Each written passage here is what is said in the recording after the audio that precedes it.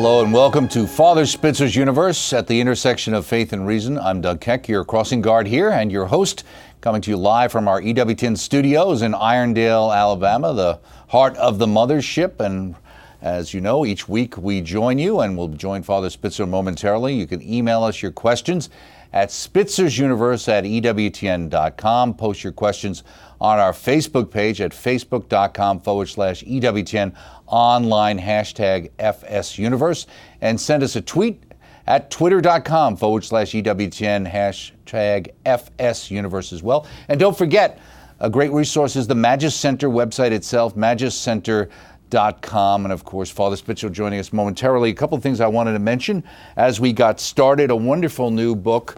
It's a great old book. It's a classic, but it's got a new edition just out. First time ever in soft cover. This is the classic Mother Angelica's Answers Not Promises, straightforward solutions to life's puzzling problems. And you know what's great about this, it's got an all new foreword by our own Father Joseph Mary Wolf, who was Mother's confessor. And this is a unique book. It's part of our EWTN publishing effort, and if you have never read this book, here's a great opportunity. In Mother's own words, Mother Angelica's Answers Not Promises, EWTNRC.com. And just a quick mention to a book that really has done well is the Vatican Cookbook. I had an interview that's been running with one of the Swiss guards who wrote it, but even before that, the book has really been popular.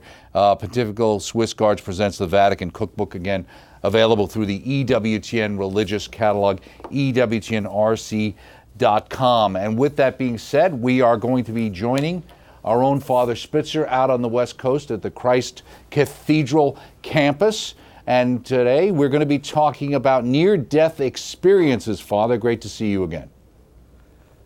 Great to see you, Doug. You know, it's interesting, too, because talking about Mother Angelica herself actually spoke of having a near-death experience, and I remember her talking to us about it, and the fact was I did see how it did impact her life. Now, have you yourself known anybody specifically or personally who's had a near-death experience? Oh, yes, I definitely have. In fact, I'm going to be seeing one of them right after the show today. So, yes, as a matter of fact, I have several, actually. Very good. And, you know, it's because it's interesting, too. People might say, are we crossing over from the whole idea of science to theology when we're talking about near-death experiences? But I don't think that's your intention necessarily. We're talking about the scientific aspect here as well, right? Yes, we are, and definitely there is a good deal of science and a good deal of medicine that's involved in it. You know, there are really several excellent studies that have been done. Bruce Grayson's studies are very good.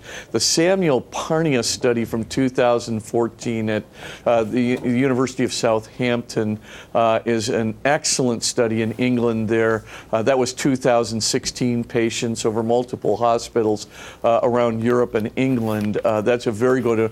Dr. Pim van Lommel's study that was published in The Lancet is also a very, very fine study, and that one is about a 2001 to 2003 study, and again, multiple hospitals over the Netherlands and England, and then there are a variety of other studies that have been done. Janice Holden's study is very good, and they're actually in a book I wrote called The Soul's Upward Yearning. If you read chapter 5 there, you'll see you know, a lot of references to about 15 different very, very fine studies that have been done either at a university or at several hospitals, you know, published in peer-reviewed journals and with really good, you know, scholarly and research apparatus. So there's quite a bit of scientific, you know, control, medical control, and peer review that's been involved in a lot of these studies. We've been talking about the evidence of God's existence. Now we're talking about near-death experiences. How do you see the recounting of near-death experiences relate directly to the evidence for God's existence? I mean, maybe it's the evidence that there's another sphere or another plateau, but how does that relate to God? Well, it does in a couple of different ways. I mean, the first thing is, there's considerable evidence for the survival of our consciousness, of our self-consciousness after bodily death. And the reason that evidence is very good is because during a near-death experience, what's reported is that like almost a spiritual body, if I can call it like a soul-like body, leaves the physical body. And when it leaves, it actually has the capacity to see, the capacity to hear, the capacity to think, to reflect, to remember past memories. In fact, people who have had a lot of dementia or memory problems, when they actually leave their bodies, seem to have a great deal more lucidity for a time, and they can recall from their own experience when they're back, even in a dementia state, they can sort of recall that lucidity. So there's a great deal of clarity, that they have about their past selves. Now, what's interesting in the midst of all of this is that, there's veridical evidence that these people can report. And so that is really important. So highly unusual facts that are reported. So somebody can report, for example, that there's a tennis shoe sitting out on a ledge of the third floor of a hospital that has a shoelace tucked underneath it and a left toe that's worn down. The researcher goes out, crawls along the ledge of the hospital, and there's the tennis shoe exactly as reported. Or, the fact that, 80% of blind people can see during a near-death experience. I mean, these are blind people most of whom are blind from birth, right? So they've never had a visual image before. They can do comparative shape analysis and comparative color analysis. For example, the color of that nurse's hair is the same as the color of the shoelace of this other nurse, or whatever the case may be. And of course, how in the world could a blind person, they may not know that the color is red, right, but they know it's the same color, and obviously they can give proof of the fact that they have, some visual index, whereas before they had nothing. Now, you can't drum that out of your imagination. If you haven't seen anything before, you're not going to drum a visual image out of your imagination. And these are some of this vertical evidence and some of this, evidence of blind people seeing. It's so, well documented now, right? That at this juncture, all the typical explanations like, oh, this is a hallucination, or this is the final throes of the brain before death, or this is some kind of adverse stimulation of the temporal lobe, or this is anoxia, a deprivation of oxygen. All these typical things completely fall apart because, of course, hallucinations or anoxia don't give rise to accurate veridical perceptions. And by the way, even the stimulation of the temporal lobe, right, that's not going to, if you don't have an image of color or an image of shape or comparative colors or comparative shapes in your brain, what image can your physical brain project onto this near-death experience? The answer is none. So, of course, it couldn't be attributable to a stimulation of the temporal lobe in the brain or any other part of the brain for that matter. So all these typical explanations fall apart. And so the first thing you have to say is, hey, there's a lot of very good veridical data for the survival of our self-consciousness, our visual perception, auditory perception, etc., after death. And the studies go much deeper than this. I'm giving you the grand summary here. Right, but the second part, which is really important too, is that a lot of people go to the other side, right? So a lot of people just don't stay in the waiting room on this earth, as it were. A lot of people don't just go outside the hospital and see tennis shoes, or go into the waiting room and hear what somebody is saying about them. By the way, never speak badly about the dead. That's right. You never know. So right? Of course, you never know. He might be just. I'm telling you, there's a lot of incidents of this. So at any case, but a lot of people go to a whole new sort of transphysical domain, and there are four common, experiences that are reported. Number one, this new domain, this heavenly domain that they go to, is exceedingly beautiful, right? So they report that they don't feel any more physical pain, they don't feel any more emotional pain, but they're immersed, bathed in a kind of a beauty when they get there. Then the second thing that they report very typically is that deceased relatives will meet them. Sometimes deceased friends, but only in about 5% of the cases. Vast majority of the time it's deceased relatives who meet them. Sometimes they're relatives they have never met before, or relatives who might have died when they were children or before they were born. And so of course they're meeting these relatives for the first time, but they come and they meet them, and these relatives are clearly already imbued with the kind of love and transcendence that they look beautiful, they appear at great peace, they're exceedingly loving, and they're discussing things with the person who's kind of on the verge of moving to the other side.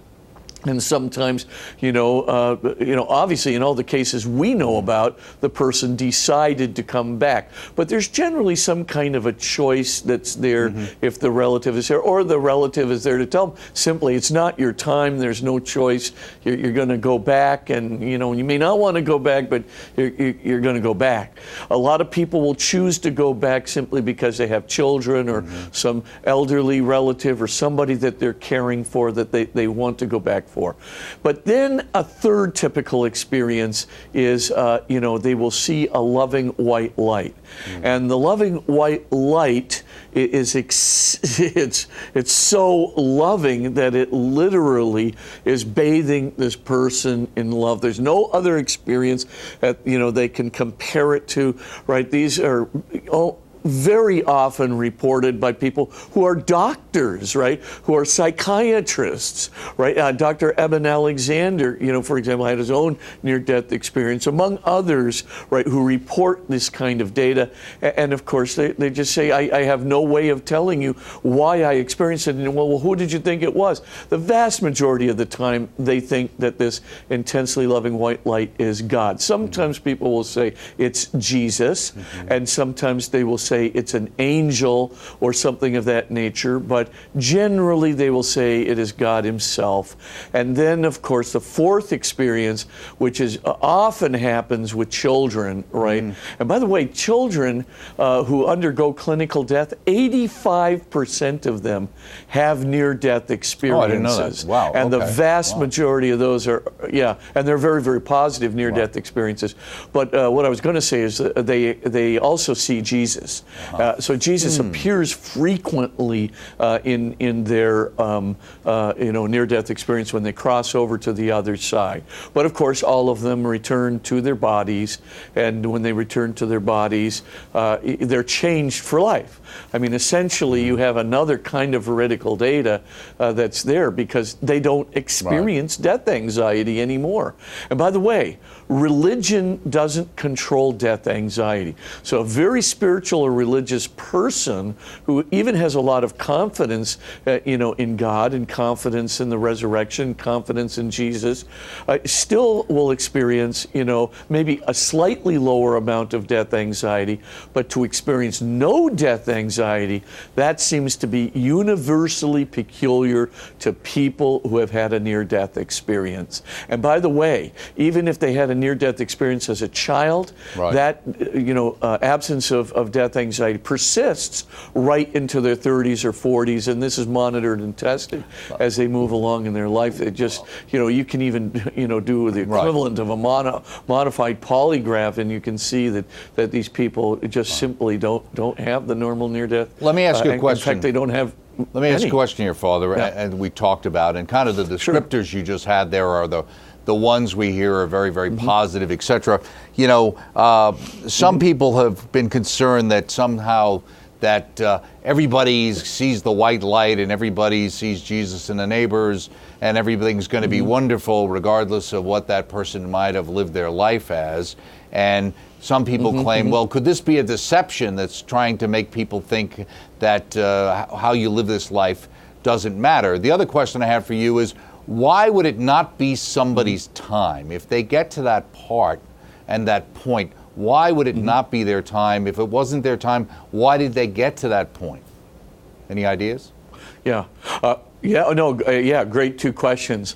With respect to the first, I don't doubt the reports of the people that are experiencing this, and I have to tell you, I do not see any demonic entity curing people from pain, taking away all of their emotional pain, loving them intensely, even in the most false kinds of consolation, one can sense the presence of darkness. The demonic spirit is not going to love somebody into a kind of a heavenly state. It's just not within their capacity as a dark being. So no, I don't think it's a deception. However, one has to be very careful about not jumping to that conclusion. In other words, a conclusion that it doesn't matter how you live your life.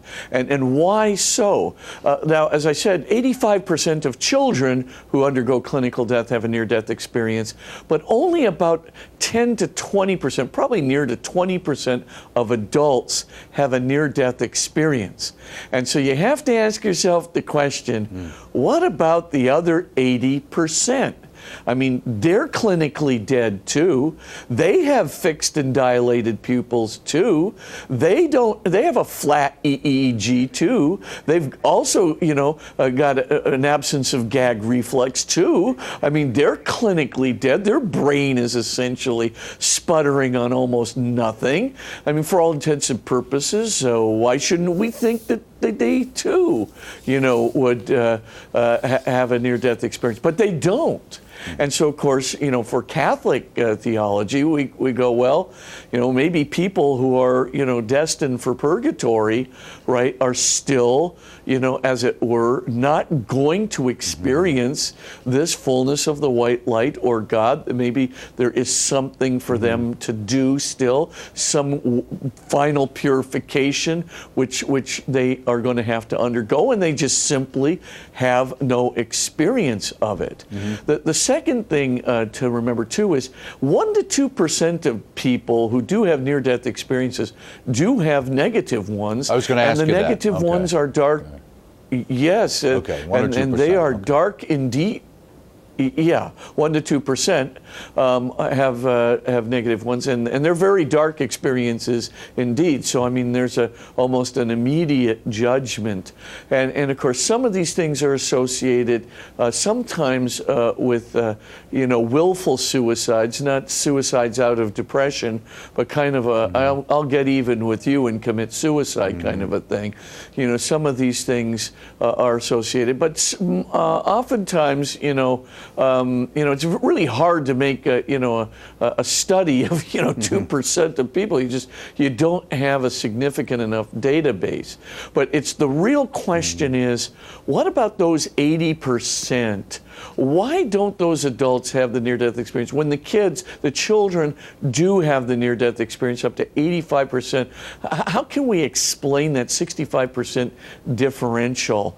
Does it have something to do with our view of purgatory? My personal opinion is it does. I see. But of course I couldn't scientifically prove that to you, but I would suspect that it does. And so, and I would suspect that some of those people are going to have negative experiences, or maybe they did have negative experiences which were so unpleasant that they literally repressed them. And that's a possibility that several of the authors of these studies also consider. So that there is unpleasantness about it that's repressed. Very good, very good. We're at a near break experience here. We got to take a break. We have a lot of questions coming up after the break. Speaking here with Father Robert Spitzer, live from California, our California studios, here on Father Spitzer's Universe. Your questions straight ahead. Stay with us.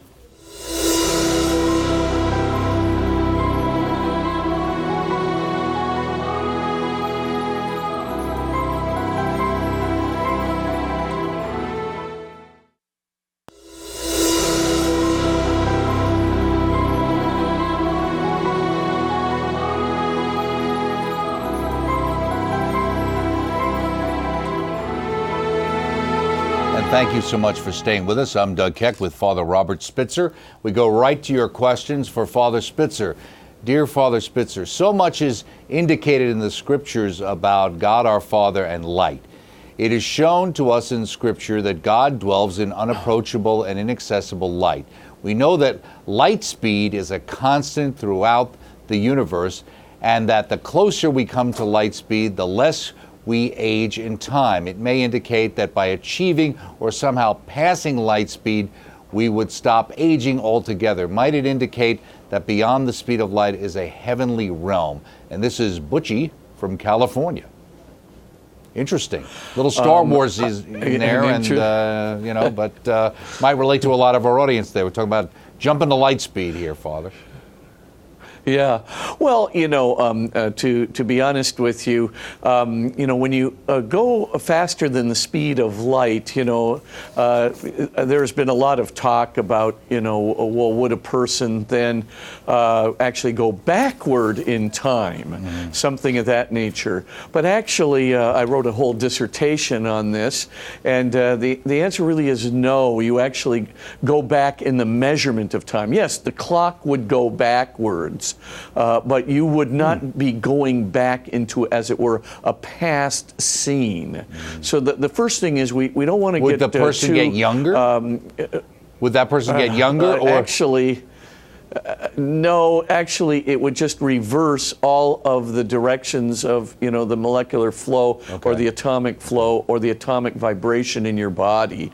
Okay. But it really, in terms, probably, I hate to say this, but kind of dissipates you rather than make you younger. Okay. But for all intents and purposes, though, you would already be, if they accelerated you to light speed, you'd be vaporized into pure energy. So, you wouldn't have to worry about getting beyond it because there would be no you left.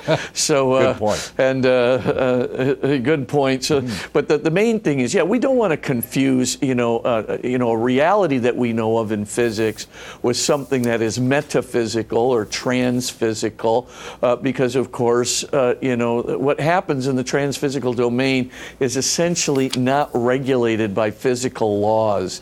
So, once we pass over into this other domain, right? Remember what I was saying a few weeks back, about the whole universe being a thought in the mind of God. Remember, I'm saying this analogically, right? I'm saying this as an analogy, but in the unrestricted act of thinking of God's consciousness, right? The universe is but one thought, right? And of course, heaven is a whole other thought. And of course, when you move from, as it were, one realm to another, one thought to another, if I can use the analogy, right? There's no necessary correlation or relationship, between the laws of one thought and the other thought. So between one realm and another realm. So I would probably sort of lay off of the parallelism between, physical laws and activity, even, getting to light speed or beyond light speed and applying it to a heavenly realm. I think God literally issues or ushers us in some way from the domain we are at to another thought, as it were, another domain in His mind, and I think we move into that heavenly realm, and it is distinct. But it always is interesting, to see sometimes the symbolism of light is so pervasive. I agree with you, because of course light, it has a purity to it. It also, in physics, it is that from which everything else, as it were, is born. The kind of the energy, that is kind of at the base of everything in the universe, at least visible matter in the universe. And of course, it is, a symbolic representation mentioned in Christian scripture and Judeo-Christian scriptures, even of God's presence. It is kind of interesting in the Shroud of Turin, which is something we'll discuss at a later point. There's some rather interesting evidence, that for a brief moment, right, for 1/40 billionth of a second, the corpse, which I believe is the corpse of Jesus, right, the dead body of Jesus, actually emanated for 1/40 billionth of a second enough ultraviolet, it's called vacuum ultraviolet radiation, a very, very short-lived but intense kind of radiation. Ultraviolet radiation is a very intense kind of radiation, but vacuum ultraviolet radiation is a very short-lived radiation. But it emanated that 1/40 billionth of a second, several billion watts of radiation. This is the only way of producing the rapid dehydration that gave rise to that three-dimensional photographic negative image on the Shroud of Turin. But the only way we've been able to produce it right now is with an excimer ARF laser in a laboratory, but it would take 14,000 of those lasers to produce that image at a magnitude of several billion watts for 1/40 billionth of a second. Now you tell me how a dead a body does that, except maybe when it's in a transitional state to a transphysical state. And so there you might have that analogy work, right? I mean, I think, there's a little relic of Jesus' resurrection right on the cloth itself. And of course, it is the light that does it. It's not, it can't be done by heat. Obviously, you just burn the cloth in 1.5 seconds. So you have very short-lived radiation, but it's done by the light itself, which causes this rapid dehydration. Speaking of short-lived, we only have so much time in the show. We got a lot of questions to get to. So here's one that I wanted to pull to you next. Comes to us via email. Dear Father Spitzer, for over 40 years now, I have been experiencing premonitions of when people are going to die or immediately after they have died. These are not people I knew were dying or were told were sick or died, except for one recently. Okay? Some have been very strong and could vary in the kind of premonition, though most are just a strong sense of the person for a number of days. One actually was so strong I knew when the death occurred within 2 to 3 hour time frame of that death. They were stronger and more frequent when I was younger. What's your opinion on why these happen? God bless this wonderful program, Janice. Hopefully she doesn't have any particular premonitions about either one of us. So go ahead, Father. Well, thank you, Janice. But I would say some people are just simply sensitive to these kinds of things. I mean, I wouldn't consider myself particularly sensitive, to somebody's passing. But I mean, I think there is a real spirit that comes out of a person, as I was just describing it a few minutes ago. I do think there are people who are sensitive to those kinds of things. I don't think that spirit is subject to the laws of physics, right? So, for whatever reason, you can go through walls, you can go up and down. You don't necessarily have to be located in a hospital, etc. But I think that people are sensitive to these things. I myself have been close to people who have died in a hospital when I was doing a little hospital chaplaincy before, just after my ordination, before I kind of got into graduate studies. And I have to tell you, on a couple of different occasions, I absolutely sensed that the person had left their body, almost as if something had just passed right through me, like a little pulse of electricity, and sure enough, that person, was deceased. But the point is, some people are just sensitive, and you're probably one of them. And if you're asking me why it is that you, among so many others, are have this kind of sensitivity, I don't know.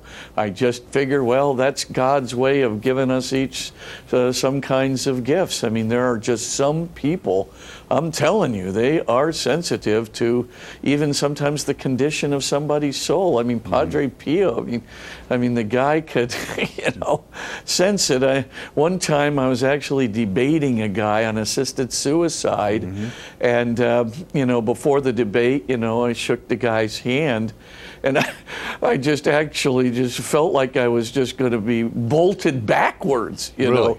because I felt like, oh my gosh, I just, felt a presence that was not,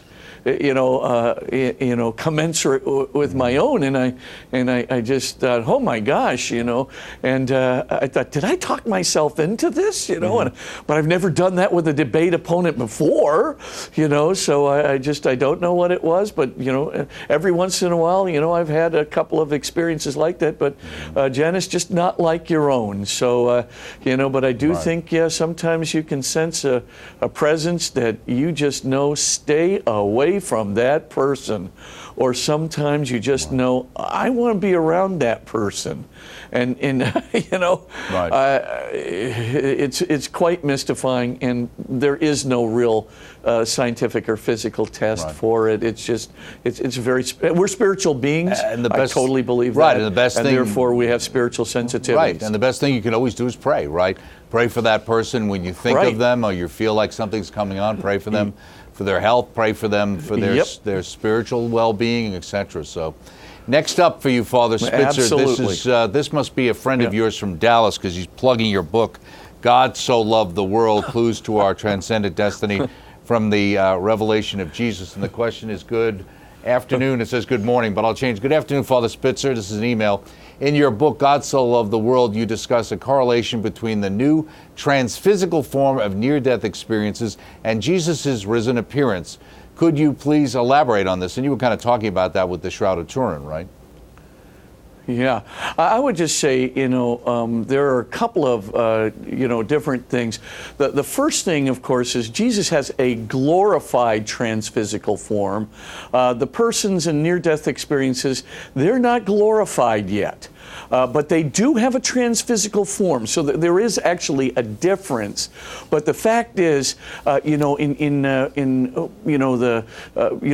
Wright did a study of, what's called Second Temple Judaism, and the Second Temple is, lasted from about 500 B.C. To just after the time of Jesus, and during that time, a series of kind of doctrines sort of informally developed. And one of those doctrines was the fact that when you were raised from the dead and the general resurrection of the dead, Jewish people believed that it was going to be a resuscitation kind of my physical body. I mean, it would now be incorruptible, but it would basically be like my physical body is now. Now, of course, the Christians who didn't want to deviate at all from Second Temple Judaism, the Christians themselves deviated completely from that Second Temple Judaism doctrine, and they started claiming, no, our bodies are going to be a pneumatikon soma, right? It's going to be a spiritual body. So, and Paul uses that specific word, and of course, because our bodies are going to be like the body of the risen Jesus.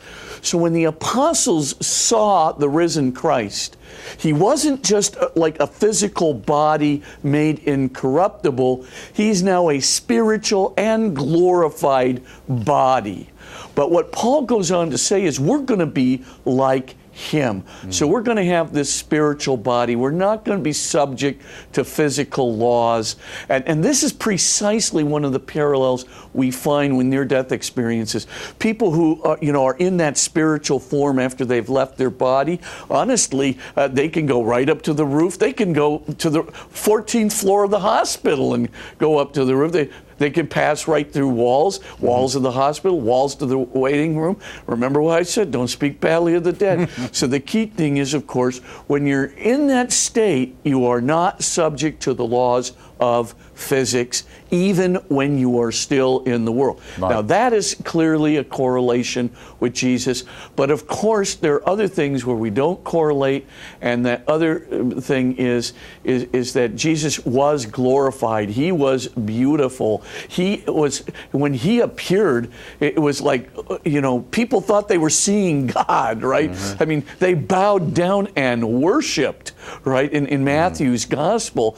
And of course, that word is only used of God, right? The devil asks Jesus to do that of him, but of course Jesus says, no, you shall worship the Lord your God, him alone shall you serve. But the key thing is that word is used very rarely, but in the description of Jesus' appearance to the disciples are bowing down and worshiping. So there's something very much beyond, we share the transphysical experience, but we don't share the glorified part of that experience. Okay. But great question. Very good. Next, a question coming up. Before I get there, I just wanted to read this other question about a near-death experience where somebody was on our website, on our EWTN, EWTN.com forum. They were talking about near-death experiences and understanding them from the church's perspective, and this dovetails into the question I'm going to read after this, the idea of, by having this kind of experience,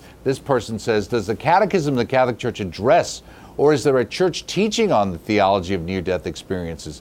It would seem that Jesus is offering us yet another olive branch against our stubborn doubt in these modern times with near-death testimonies. Now, this other person's question also was, the idea was, if we're supposed to die once and then be judged, how do we have a near-death experience and go back? Why aren't we judged at that time? So put those two together if you can. Good. Well, two really good questions.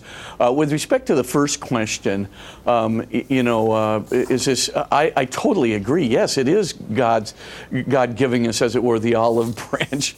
One more testimony against the stubborn materialism of our times. I couldn't put it any better than that. The Catechism doesn't have specific teachings on near-death experiences, but what I try to do in that book, The Soul's Upward Yearning, is I give you a fairly good description of it and then try to give you the parallels with Christian theology in that other book, God So Loved the World. So if you just go to the chapter on Jesus' resurrection, I try to pull out those parallels.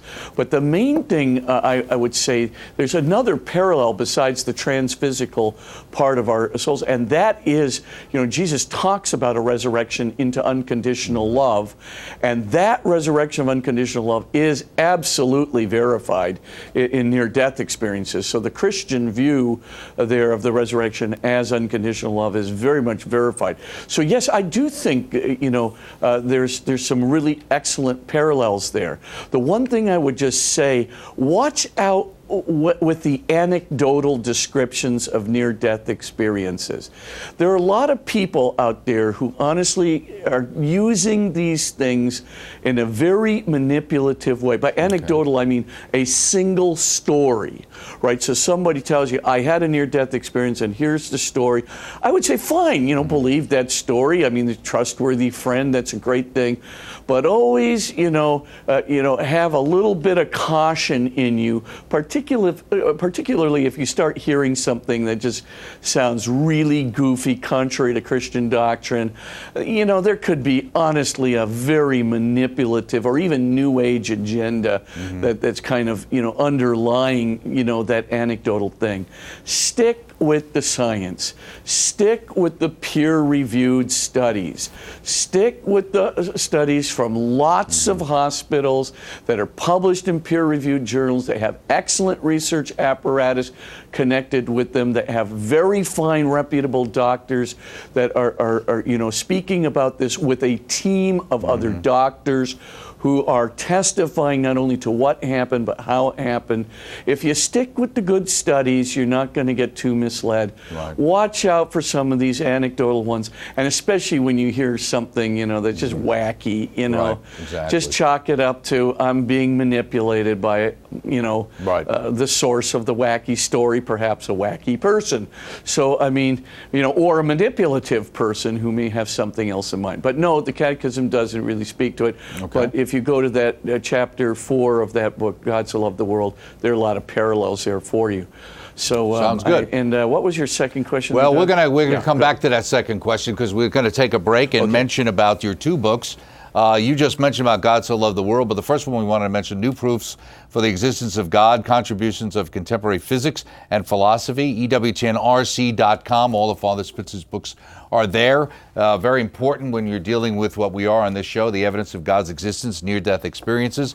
And again, just to mention, God So Loved the World, his latest book, Clues to Our Transcendent Destiny from the Revelation of Jesus. Much more ahead here with Father Spitzer right after this short break. Stay with us.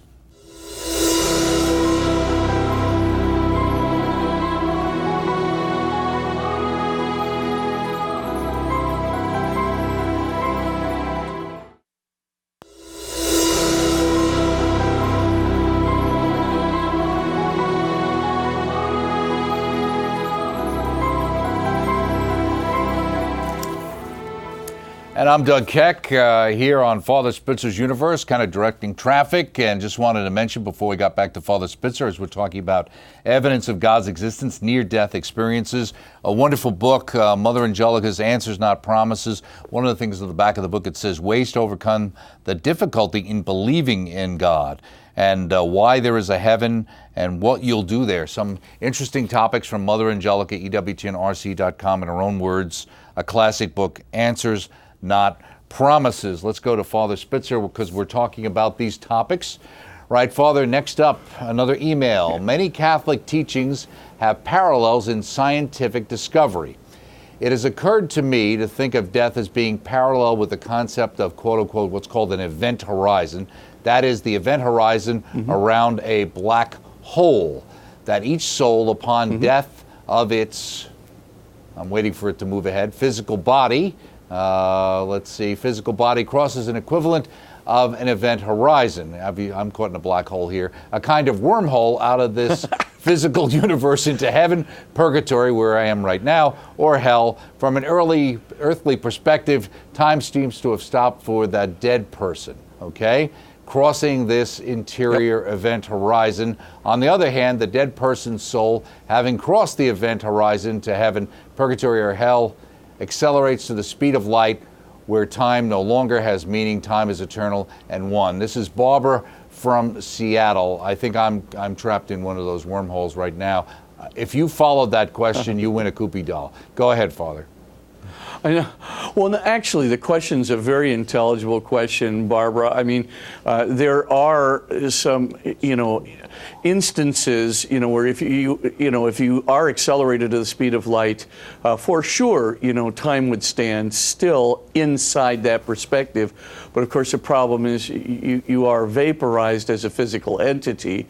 Now, if you want to really be careful, though, and same thing within, the event horizon of a black hole, right? And by the way, time wouldn't stand still at the event horizon of the black hole, but that's a technical thing that we can talk about later. But the main thing that you want to do is be very, very careful, again, about making analogies between what's going on in the physical domain and closely paralleling it with something that is obviously transphysical, in the domain. You don't want to say that the spirit form that's leaving, right, the body of a person who's clinically dead, is being accelerated at the speed of light, or is in a wormhole when it's sitting there in the operating room, and you don't want to say that it's going through a wormhole when it moves to that other domain, because of course, as you probably know, when you go through a wormhole, you'll come out somewhere else, either in the physical universe, or you'll come out somewhere else on another side of a black hole, maybe to a white hole or something of that nature in the same physical universe. So you're really not making the crossover to a true transphysical domain, which is what these people report and what Jesus promises in the next life. So I mean, again, I would go back to the way I would view, the best and safest way is to look at God as an unrestricted act of understanding, an unrestricted act of thinking, right? Again, separate that off from Donovan's brain for a moment, and just think of it as, you know, an unrestricted act of thinking, and that there's actually two thoughts which are restricted in their parameter, that of the whole physical universe, that of heaven, and of course that God is the one that moves us through his own good agency from the thought of this universe to the thought of a heavenly one, without any necessary parallelism between the two. Now, you can have all kinds of interesting analogies between here and there, like the analogy of light is clearly present, but you don't want to equate physical light with the transcendent light, you know, that you're seeing in this heavenly domain. That's a completely different thing, and so you got to really be careful. There's of course the appearance of that, you know, effulgence, the appearance of, you know, to us, you know, a spiritual translucency and effulgence, yes, but you know, you don't want to go too much beyond our own perception of a similarity and say there's some sort of equation between physical reality and heavenly or transphysical reality. Best to keep the two domains separate, excuse me, and keep God as the agency that's enabling us to move from one to the other. Right. Well, I'm happy you understood it and gave us a clear answer there. Now let me get to the question I probably was supposed to ask you. This is another one. This one's via Facebook. When I had a service-related injuries in the Navy, I spent 8 hours in surgery where I was told that I had died 3 times. I remember leaving my body on a table and going to a white wormhole. That's how they describe it. Then my mother came out and said, "Go back, it's not your time." What do you think of this experience? And this is from Richard. Well, I guess the question is whether it was a wormhole or not, but he had this experience. What do you think? Yeah, aside from my own explanation, you know, I wouldn't call it a wormhole. A wormhole is a technical, word or concept that's being used to refer to something in the space-time continuum, right, in the physical universe. So I wouldn't call it a wormhole. It might have seemed like one, you know, but I would just rather call it, you know, some kind of a white domain that seemed to be some sort of a transitional phase from the physical universe to the transphysical one. Do I believe that, such an experience happens? Oh, all the time. I mean, we literally have thousands upon thousands of documented cases of experiences that very much resemble what you're talking about, from, you know, the moving out of your own body to most of the time it's moving through a dark tunnel, but not inconceivable that it could be a white tunnel, but you come out on the other side into a white domain, a transphysical domain that looks white, and having your mother meet you happens all the time. I mean, I shouldn't say it's like an everyday experience like going out and eating a lunch, but it happens to a lot of people in a lot of documented cases, and that's very typical of the deceased relative to come to you and say, it is not your time, and to go back.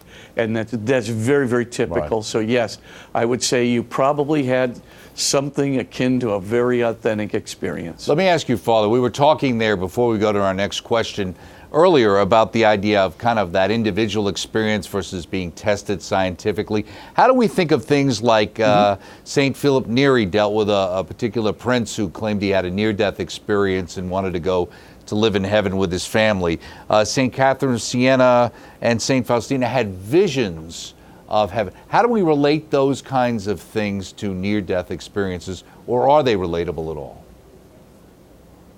Well, I mean, they probably are, because, you know, I think these visions, you know, in the case of saints like St. Philip Neri or St. Faustina, right, I mean, they're obviously, you know, graces from God, and God absolutely can give us an impression of what, you know, the life is to look like. And I mean, if I believe that near-death experiences do speak about a reality on the other side that people are visiting, which I do absolutely, believe that, then, I mean, God can give us an accurate vision of it, an impression of it, an inner sense of it, or a downright palpable experience of it if He wants to. And in the lives of saints, He does it frequently, not just, of course, with St. Faustina and St. Philip Neri, but a lot of different saints have had that vision or experience of the life which is to come. And some people, by the way, some of the saints too, dreamt it, but dreamt it so palpably, if I can use that word again. It was felt so real, right, that they awoke and actually believed that they had had an experience of actually being there. So yes, I would say, sure, very real possibility. It's God's grace, and God can give us whatever grace He wishes. Very good. Just before we go, as the clock winds down, we find out that time is real, at least on this particular program and network. What is something called the Grayson scale? What is the Grayson scale? Well, this is developed. There's a fellow by the name of Bruce Grayson, who's over there at the University of Virginia in the Department of Psychiatry in the medical school there, which, by the way, they do have a whole department that is dedicated to looking at transphysical activity there. And Grayson is associated with that department and kind of developed a scale of, the various kinds of, incremental things that would indicate, did a person have a near-death experience or didn't have a near-death experience. And so, of course, if you kind of look at it and you say, well, this person left their body, they did, see things accurately and veridically, and on top of that, they did move to another domain. They did see the heavenly. They did have an experience of the absence of pain and the experience of beauty. They were greeted by a deceased relative who told them things, that they didn't know before, which were verified after the fact. And then on top of that, they experienced a bright white light and Jesus, or whatever it may be. And you kind of mount up all of these different things. You probably say that guy's a 10. You know what I mean? In other words, it's a certainty, right, practically, that he's had a near-death experience, and if it's lucid, if there's corroborating evidence for what he saw, corroborating evidence for what people told him on the other side, deceased relatives that he didn't know before, all of these things kind of add up to sort of a pretty certain thought. Well, there you go, Father. That as certain as one can have. Perfectly. And I can tell your audience thinks you're a 10. Each week you do better and better. Thank you so much. And next week we're going to be talking about the evidence of God's existence. Is there physical evidence for Jesus' resurrection? So, do your studying. We'll have some good, tough questions for you next week. See you. Thank you so much, Father. God bless. And, of course, the one and only Father Spitzer from the Magis Center. Check out his website, magiscenter.com. Check out all these wonderful books available through the EWTN Religious Catalog, EWTNRC.com, including Finding True Happiness, Healing the Culture, 10 Universal Principles. They're all there to check out again. EWTN.com, EWTNRC.com. Don't forget Mother Angelica's book as well. Post your questions on Facebook. You can email us also through Twitter. And we shall see you next week as we once again venture into Father Spitzer's universe. I'm Doug Keck. Stay with us. Till next week.